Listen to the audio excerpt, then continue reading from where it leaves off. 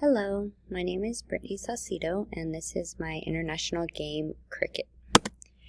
So the game of cricket originated in England, and it's a game that's played on the field and with a team. There's 24 people. You need a cricket ball, a cricket bat, 2 wickets, 6 stumps, 4 bells, and some gloves.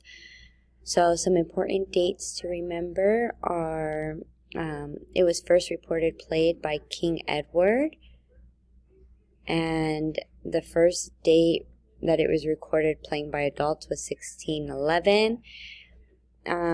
This was the first game to attract gamblers and have high-stake gambling going on.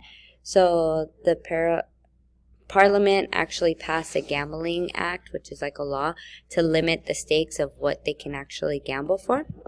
And I found that very interesting. The international game, it became an international game in 1814, and that's when also the first game between the U.S. and Canada happened.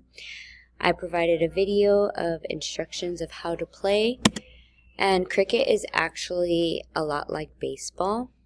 So it has the same concept of pitching a ball, fielding, hitting, but they have some different rules, and the rules are stated right here. And this is the actual website that's for the US of cricket. And here's my resources. Thank you.